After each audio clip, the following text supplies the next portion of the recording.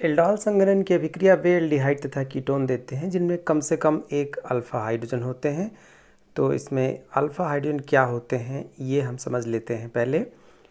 जैसे हम एक एल्डिहाइड एग्जाम्पल के लिए लिखते हैं CH3CH2CHO, ये 3 कार्बन वाला एल्डिहाइड है। तो इसमें जो फंक्शनल ग्रुप ये CHO है, इससे जस्ट जुड़ा जो कार्बन है वो अल्फ़ा कार्बन है और उसके बाद वाला बीटा कार्बन है। तो इसमें अल्फ़ा कार्बन है, उससे जुड़े 2 हाइड्रोजन है, तो इसमें 2 अल्फ़ा हाइड्रोजन है। तो कम से कम एक अल्फ़ा हाइड्रोजन तो होना ही चाहिए एल्डोल संघनन देने के लिए। अब जैसे दूसरा एग्जाम्पल देखते हैं HCHO, इसे हम फॉर्मेल्डिहाइड कहते हैं। इसमें देखिए ये फंक्शनल ग्रुप है, ये क्रियात्मक समूह है। क्रियात्मक समूह से जुड़ा हुआ कोई भी कार्बन नहीं है सीधे, इसलिए अल्फ़ा कार्बन नहीं है, तो अल्फ़ा हाइड्रोजन भी नहीं है, ये एल्डोल संघनन की अभिक्रिया नहीं देगा। तो फॉर्मेल्डिहाइड एल्डोल संघनन नहीं देगा। तो एल्डोल संघनन तनु क्षार की उपस्थिति में होता है, जैसे NaOH, BaH ट्वाइस, K2CO3, और इससे बनता क्या है, बीटा हाइड्रोक्सी एल्डिहाइड अथवा कीटोन। तो इन्हीं को हम एल्डोल कहते हैं और ये अभिक्रिया एल्डोल संघनन कहलाती है। अभी अभिक्रिया को हम डिटेल में देखते हैं, ये तो हम डेफिनेशन देख रहे थे। फिर एल्डोल को तनु HCl की उपस्थिति में गर्म करने पर अल्फा बीटा हाइड्रोक्स असंतृप्त एल्डिहाइड अथवा कीटोन प्राप्त होता है। तो एक एग्जाम्पल से इसे समझते हैं। ये एग्जाम्पल है एसिटल्डिहाइड का CH3CHO। इसमें देखिए 2 अणु संघनित करेंगे, 2 अणु हमेशा संघनित करते हैं, संघनित मतलब जुड़ते हैं। तो ये डाइल्यूट NaOH की उपस्थिति में होता है या फिर कोई भी तनु क्षार हो।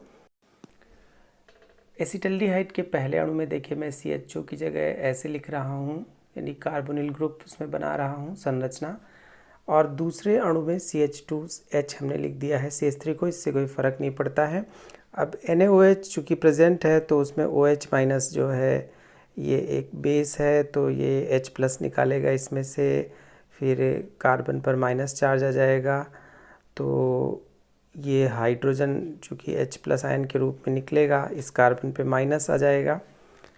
और इसमें ये कार्बोनिल ग्रुप में ऑक्सीजन पे माइनस आएगा, कार्बन पे प्लस आएगा। तो ये कार्बन प्लस और कार्बन माइनस वाले सीधे बॉन्ड से जुड़ जाएंगे। बस यही एल्डोल संघनन में होता है। और ये हाइड्रोजन सीधे ऑक्सीजन पे जाके लग जाएगा। इतना सही करना है बस, और कुछ नहीं। इसको मैं लिख देता हूँ, O से H लग गया और यहाँ इससे CH2CHO, बिल्कुल सब कुछ वैसे ही लिख दिया है, दोनों कार्बन को जोड़ दिया है।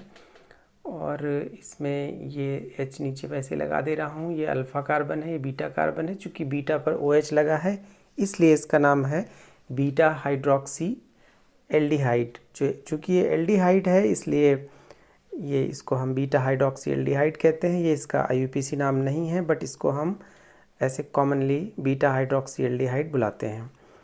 तो एल्डोल, इसको हम एल्डोल कहते हैं क्योंकि इसमें OH और CHO यानी एल्डिहाइड ग्रुप और ऑल एल्कोहल दोनों हैं, तो इसलिए एल्डोल कहते हैं।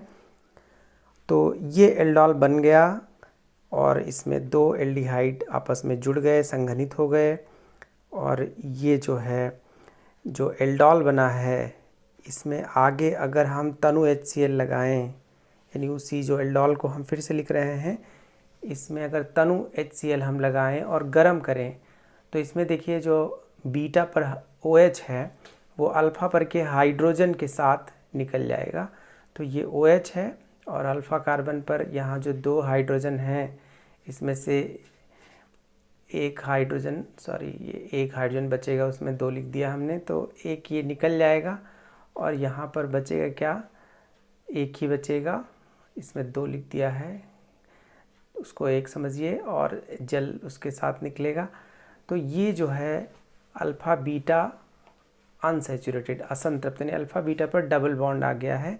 अल्फ़ा पर CH2 में 2 H लिखे हैं, उसको एक समझिए।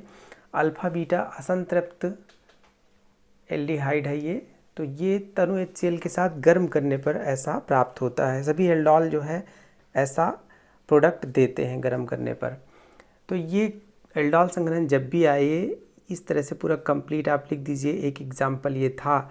अब एक और एग्जाम्पल हम समझेंगे इस वीडियो में, और दूसरा एग्जाम्पल हम कीटोन का लेंगे। कीटोन का सबसे सिंपलेस्ट एसीटोन है, 3 कार्बन का कीटोन सबसे लोएस्ट कीटोन पॉसिबल है। तो कीटोन में कैसे एल्डोल संघनन होगा, यहाँ एसीटोन में देखिए, इसमें ये CH3CO CH3 एसीटोन है, ये पहला अणु, और ये दूसरा अणु मैं लिख रहा हूँ।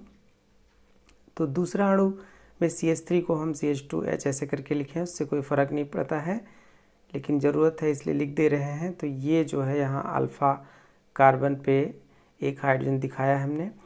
फिर ये डाइल्यूट NaOH के प्रेजेंस में अभिक्रिया होगी, तो इसमें भी वैसे ही ये H जो है O पे चला जाएगा, ये बॉन्ड टूटेगा और फिर ये कार्बन उस कार्बन से जुड़ जाएगा।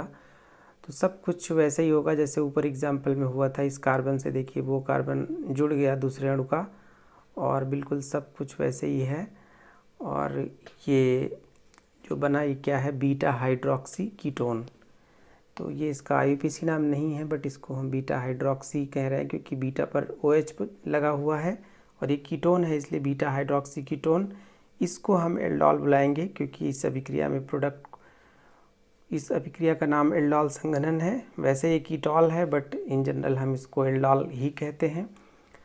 तो इसमें क्योंकि एल्कोहल और कीटोन दो ग्रुप हैं, ये अल्फ़ा बीटा पर OH है, तो बीटा हाइड्रोक्सी कीटोन कहा गया। अब देखिए इस एल्डोल को या कीटोल को हम दोबारा लिख रहे हैं और इसे तनु HCl की उपस्थिति में गर्म करेंगे।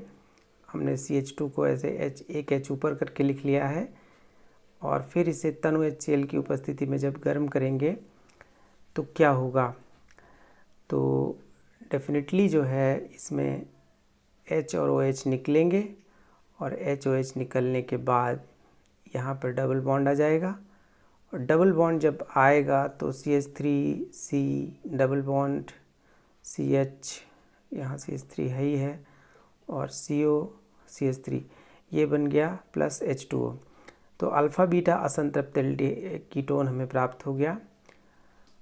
और ये देखिए एल्डोल संघनन की डेफिनेशन है कि वे एल्डिहाइड तथा कीटोन जिनमें कम से कम एक अल्फ़ा हाइड्रोजन होते हैं, ये एल्डोल बनाते हैं, और उसे गर्म करने पर हमें अल्फ़ा बीटा असंतृप्त एल्डिहाइड अथवा कीटोन प्राप्त होता है। तो आई होप ये एल्डोल संघनन की अभिक्रिया आप समझ गए होंगे।